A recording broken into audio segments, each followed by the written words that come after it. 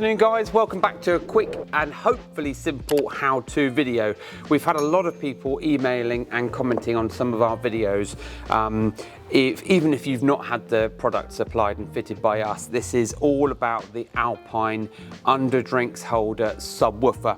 Now this is the SWC-D for Delta 84DU.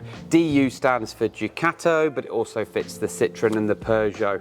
And the reason why people have been getting in contact with us is because once the subwoofer is fitted, if you do need to access the main engine battery, it's underneath this passenger panel here, and it's not as straightforward as you might like.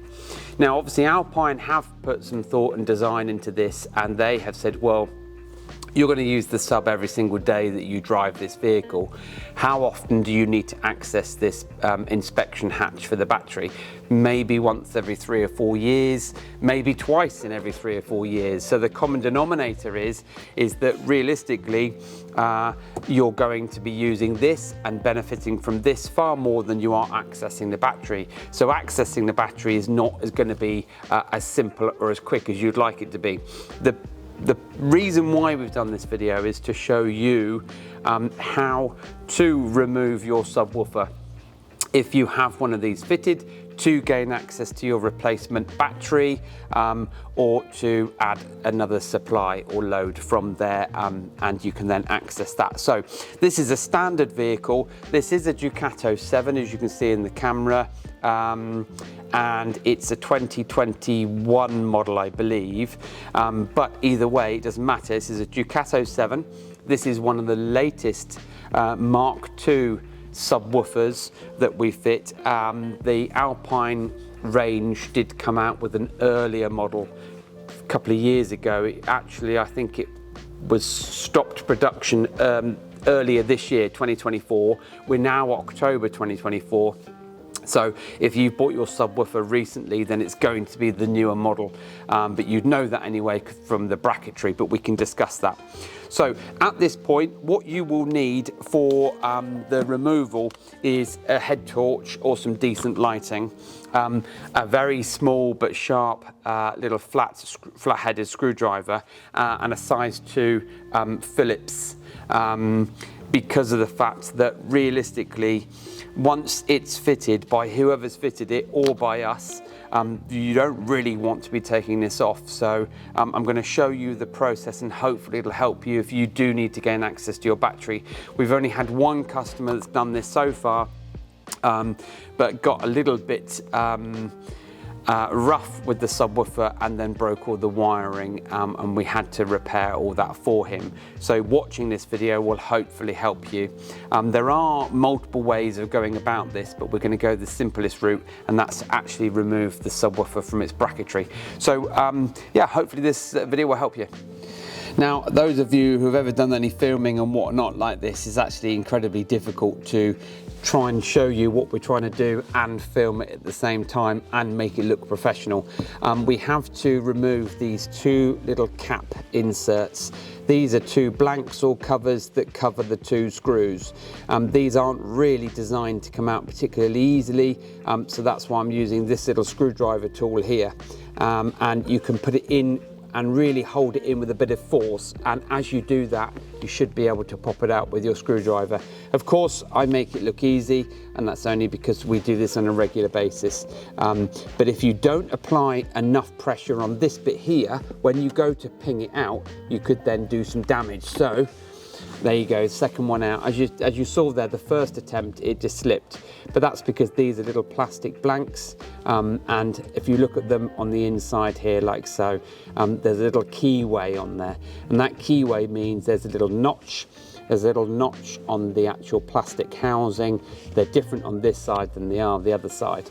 Once you've undone that, you then get your screwdriver, and you can just pop your screwdriver in. You'll always know if it's a good fit because it'll just fit, and it won't just wobble around in there. You can then just undo your 2 screws.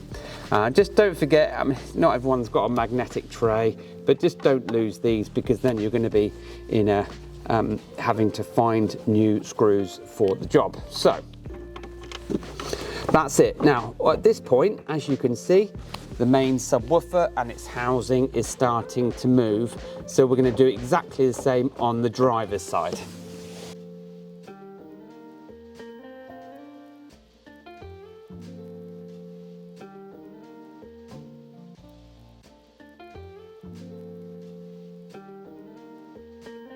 So now I have removed the 4 screws. Got 2 screws this side and 2 caps, and again you've got your subwoofer. Now the subwoofer itself will slide away from its brackets. This is on the basis that whoever fitted it has allowed for the slack behind it. Please don't think that this just comes away and you can unplug it. It's not as easy as that, but now we're at the next stage. Back on the passenger side, and that's because whenever we fit these, we always use and put our little connector on the side here. Now, as we pull the sub out towards the back of the vehicle, you've got your cabling. Now, you might just have enough slack on here to show you, but I'm using my thumb and my forefinger to release the Molex clip. And I'm just going to bring the subwoofer up to show you what you're unplugging. This is the 4-pin Molex connector, thumb and forefinger just to release, and you can then remove the sub and put it to one side. Once you've done that, you're then able to remove the factory carpeting that is potentially in the way in your vehicle. Again, it's all very easy to do, but not when you're trying to show it on camera. Let's just remove the carpeting. Now you can see your main battery panel. The battery panel is made up of several slide connectors, and for this all I need is a large flat-headed screwdriver. Flat-headed screwdriver goes in and you can push and twist. Now there's no particular arrows as such, but if you push and twist and you find them all one way, you can do that. And let's just say, let's do a 90 degree. And then on the far passenger side here, if Sammy can show on this one, you've actually got a very simple twist like so. As you release the first one, you'll be able to realize and see whether you've actually unscrewed the panel yourself, because you can just see at the bottom there, if the camera can focus on that bit, you can just see there what the screwdriver is actually doing. It's just releasing a locking tab. And as you do that, even if you haven't, you can still push or pull this out. So we can lift that out. Let's just do that one more time. And the same for there.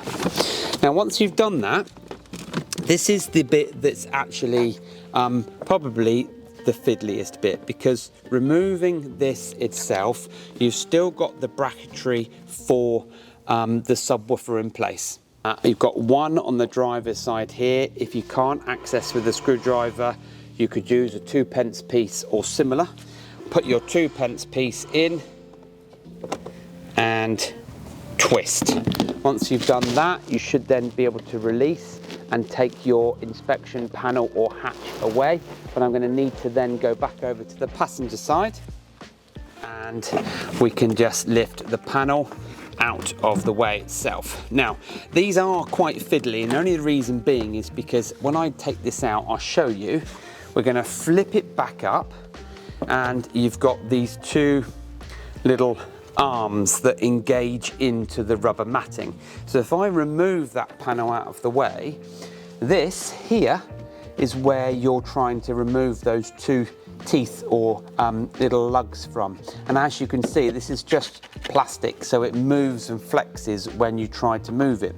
But at this point, you would then be able to access the battery to add your additional cabling. If you needed to replace this battery, chances are that you would probably need to move to the next stage, and that will be undoing the torque screws that are in here and the one in the bottom of the drinks holder if you already have this fitted. But if you've got a subwoofer, then you would have one of these. Once you've removed the torques here, here, here and here, This pulls out towards you, and then you remove the plastic frame in behind there. But we will do that on another video. So we will do a separate video on how to remove this and this in its entirety.